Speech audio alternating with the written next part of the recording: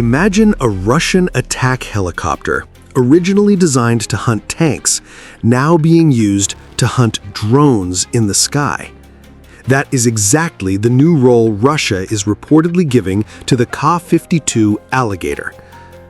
Russia has modified the Vickr-1 missile, originally developed as an air-to-ground anti-tank weapon, so that it can also be used against aerial targets, including drones.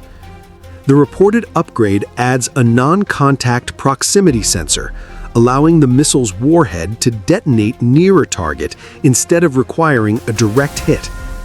This is important because the battlefield in Ukraine has changed dramatically. Drones are now everywhere. Reconnaissance UAVs can locate Russian positions, guide artillery, and monitor movements, while larger strike drones can attack targets from long distances.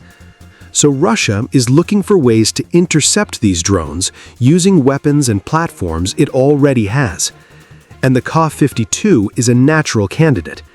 The helicopter already carries powerful electro-optical sensors, automatic target tracking, and laser-guided Vickr missiles. By modifying the missile, Russia can potentially turn the Ka-52 into a mobile counter-drone platform. The modified Vickr reportedly travels at around 610 meters per second, roughly Mach 1.8, and has an engagement range of approximately 700 meters to 8 to 10 kilometers. The proximity sensor is particularly important. A small drone can be extremely difficult to hit directly with a large missile, but if the missile can explode close to the drone, fragments from the warhead can damage or destroy it, even without a perfect direct impact. The Ka-52 can reportedly carry up to 12 Vickr missiles, giving it the potential to engage multiple aerial targets during a single mission. But there is a major problem. The Vickr is a sophisticated guided missile, while many battlefield drones are relatively cheap.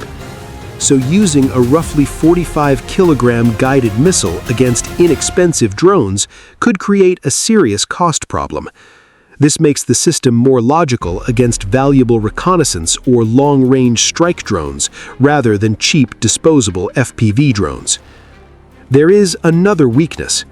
The Vickr uses laser beam riding guidance, meaning the helicopter has to maintain the necessary line of sight and continue guiding the missile toward the target.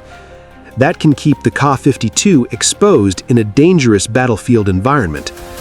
So this is not a magic drone killer.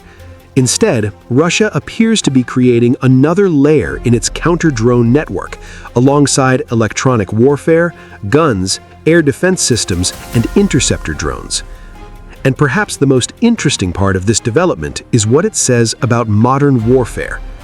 A weapon designed years ago to destroy tanks is now being modified to fight drones. The Ukraine war is forcing both sides to constantly adapt existing weapons to new threats. And for the Ka-52, the mission is changing from simply hunting targets on the ground to hunting the drones watching from above.